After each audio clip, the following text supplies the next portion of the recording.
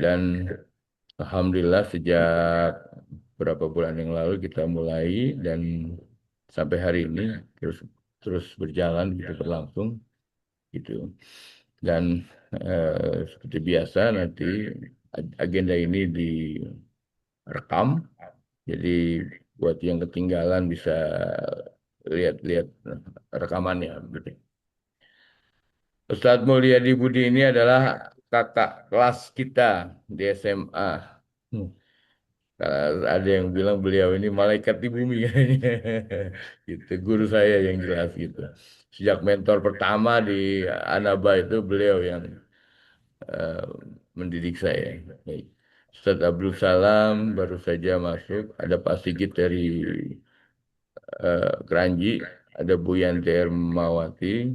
Ada Niar. Niar ini Siap, siap. adalah istri dari eh, Pak King, ya almarhum King Vidor. Gitu. Sudah menjadi keluarga kita. Ibu Dian Hayati. Ada lagi Ibu Cici, Sigit, Raman, Yanti. Udah ya segitu ya. Ada 11 gitu. Abdul Khair, Pak Abdul Khair ini orang eh, apa itu namanya dekat rumah Ustadz Bambang Mawar gitu dulu masjid. Ya, baik. Ustadz Mulyadi malam ini akan membawakan materi eh, hakikat kezaliman dan kebajikan. Seperti apa materi ini? Oke, kita simak saja. Ustadz Mulyadi Budi, saya persilahkan. Assalamualaikum warahmatullahi wabarakatuh. Waalaikumsalam warahmatullahi wabarakatuh. Assalamualaikum warahmatullahi wabarakatuh. Alhamdulillah, alladzi khalaqal mauta wal hayata liyabluwakum ayyukum amala wa huwa al-azizul ghafur. Asyhadu an la ilaha illallah wahdahu la syarika lah wa asyhadu anna Muhammadan abduhu wa rasuluhu la nabiyya ba'dah. Allahumma shalli wa sallim ala nabiyyina Muhammadin wa ala alihi wa ashabihi ajma'in. Alhamdulillah, rekan sekalian di kajian pada malam hari ini bersyukur kepada Allah pada malam hari ini saya diberikan kesempatan yang kedua melalui eh, Komar ya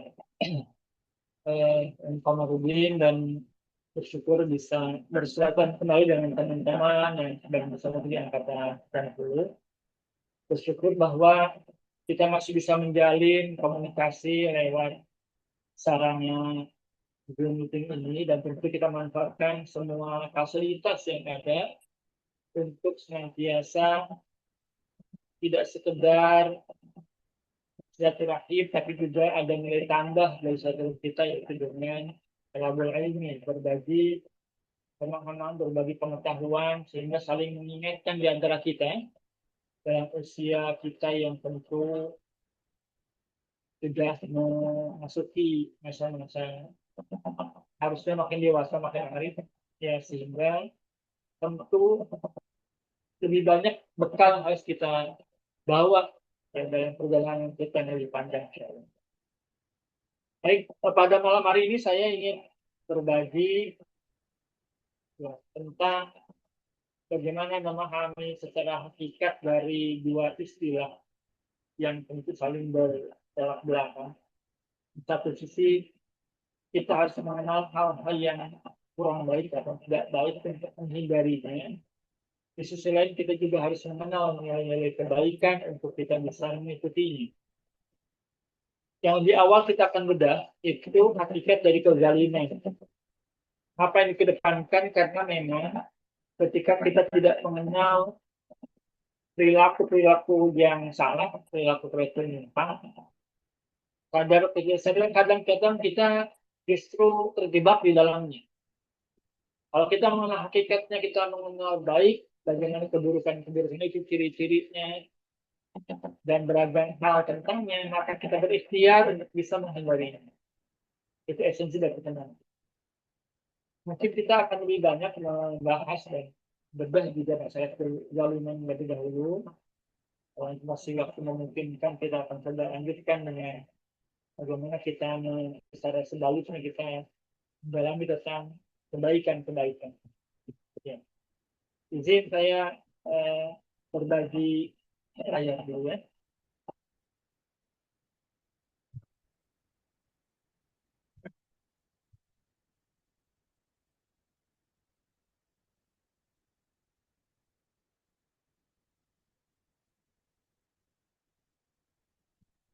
Oh ya,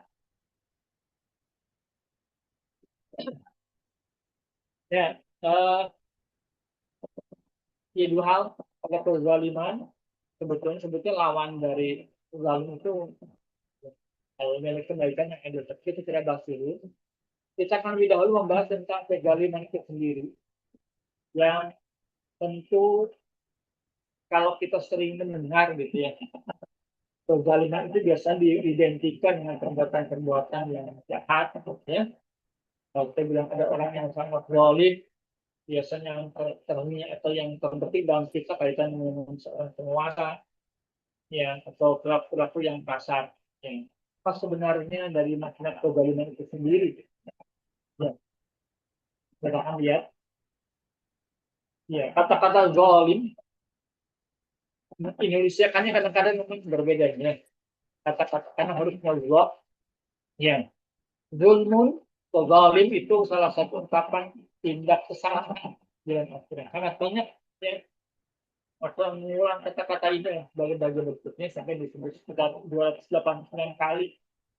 Ya.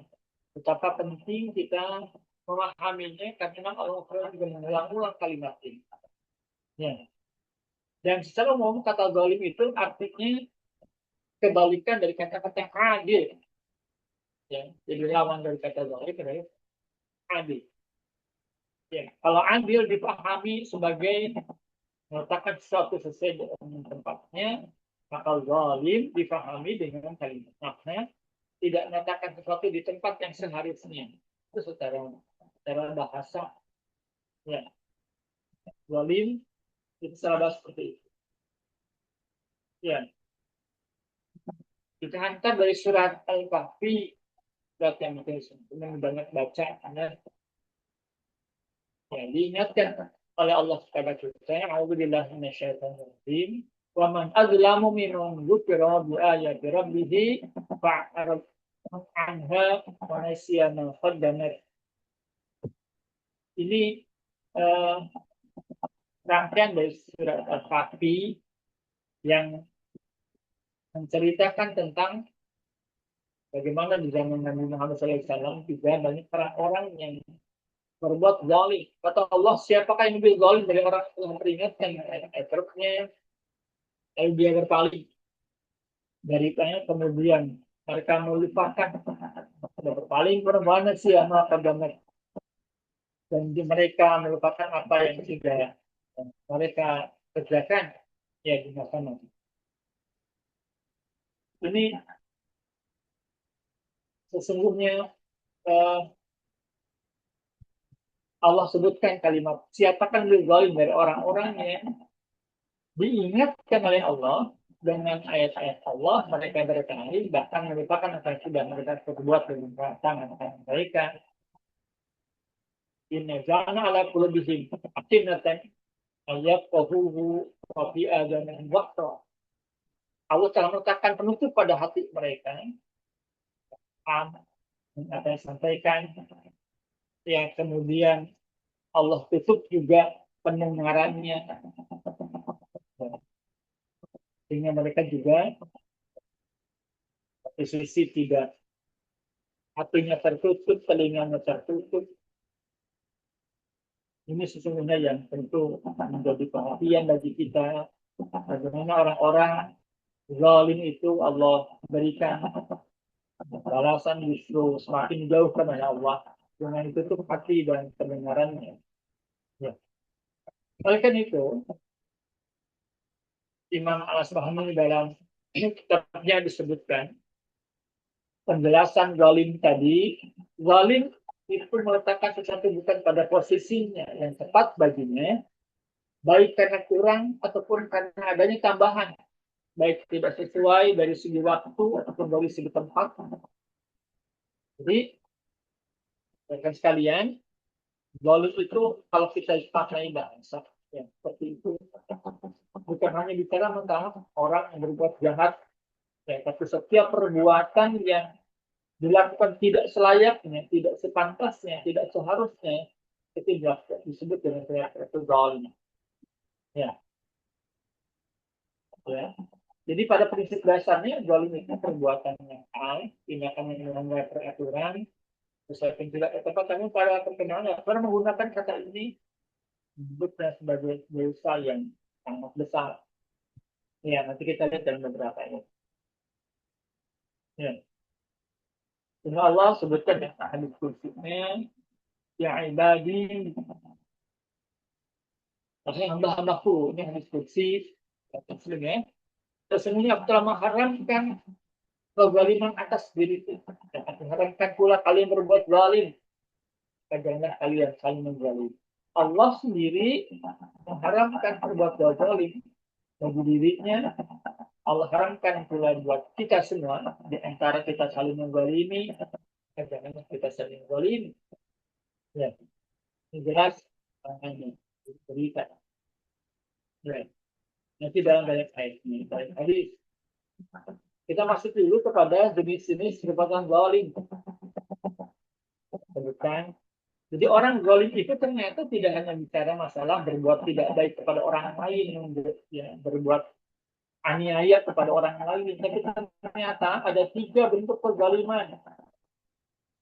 Yang pertama ada zalim kepada Allah, yang kedua nanti ada zalim kepada sesama manusia tentunya, yang ternyata yang ketiga ada zalim kepada diri sendiri.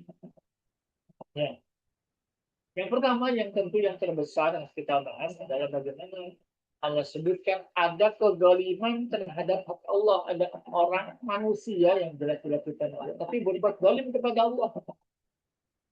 Ya, zalim kepada Allah. Apa yang maksud dengan zalim kepada Allah dan surat Luqman yang juga sering kita dengar, ya, nasihat Luqman kepada anaknya. Kalau Luqman ibnu wa huwa ya'iduhu ya bunayya la tusyrik billah inna syirka zulmun azim. Ya, disebutkan di sini bahwa di ujung ayatnya, ya, setelah larangan la tusyrik billah, jangan kamu berbuat syirik kepada Allah. Kenapa? Alasannya mana itu inna syirka la zulmun azim, karena syirik itu adalah kezaliman. Ya. Jadi perbuatan zalim kepada Allah adalah perbuatan syirik. Jadi orang berbuat syirik itu adalah zalim kepada Allah. Sedangkan kalau ada kita di antara kita yang melanggar, Allah tidak melaksanakan perintahnya, nanti tidak sholat mungkin, ada orang bulan puasa tidak puasa, di bawah puasa dia tidak sholat. Pada dasarnya dia tidak sedang berbuat zalim kepada Allah. Ketika dia tinggalkan perintah Allah, dia nanti ada bagian ketiga dia zalim pada dirinya sendiri. Tapi yang masih zalim kepada Allah itu perbuatan syirik. Jelas ya, kalau tadi secara bahasa zalim itu tidak menempatkan sesuatu tempatnya, dia tidak letakkan Allah pada posisi yang seharusnya. Karena kita katakan la ilaha illallah, bukan illallah, tidak ada yang pas, yang pantas kita ibadahi selain Allah. Kalau manusia menjadikan Allah, bahkan ada yang dianggap sebanding dengan Allah, jelas dia berbuat zalim. Karena dia tidak menyatakan hal itu pada posisi yang tertentu.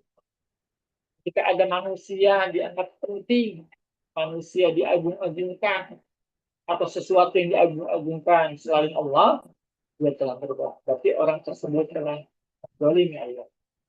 Ya, tidak berbuat adil kepada Allah, karena ini hanya Allah yang dia takuti, hanya Allah yang dia ibadahi. Kalau dia beribadah kepada selain Allah, itulah kezaliman terbesar kepada Allah. Ini yang pertama. Ya, zalim kepada Allah, orang-orang berbuat syirik. Dalam makna yang lebih jauh, ya, yang hadis Bukhari sebutkan tentang dosa paling besar, ya, dosa-dosa jelas ya bahwa perbuatan syirik adalah perbuatan dosa yang terbesar. Jadi saya tanya tentang dosa apa yang paling besar, Rasulullah SAW, engkau jadikan sesuatu sebagai tandingan bagi Allah pada Allah. Jadi kan sekali ya, kalau kita bicara syirik, perbuatan syirik itu tidak hanya dalam bentuk ya ketika orang memuja kuburan, itu ya, tidak seperti itu. Jadi ketika dipahamkan oleh kita bahwa orang-orang musyrik di zaman Rasulullah itu bukan orang-orang yang tidak percaya kepada Allah. Orang-orang musyrik di zaman Rasulullah bukan orang-orang yang ya, tidak percaya adanya Allah.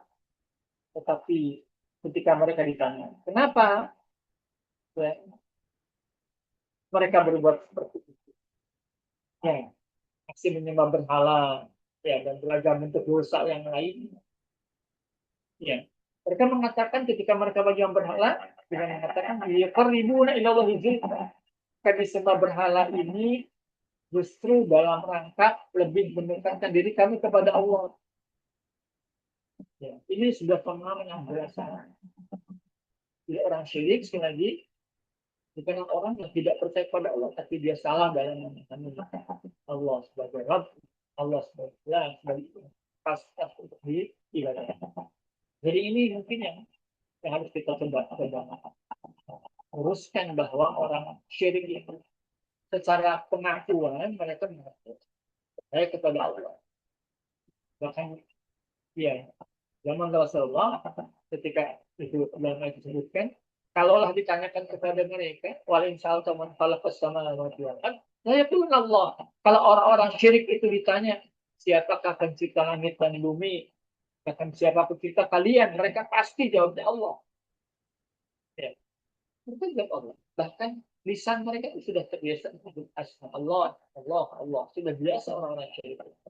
Tapi dia jadikan selain Allah, dia lebih penting bersama pentingnya dengan Allah.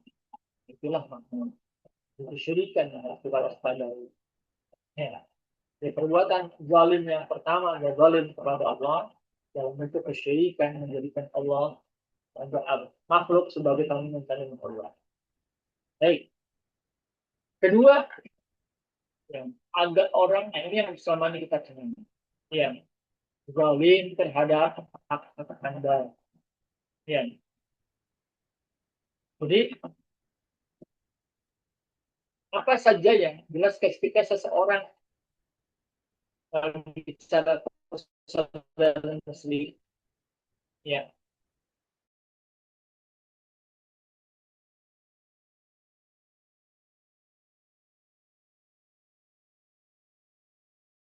di dalam di wadah ya khutbah terakhir Rasulullah yang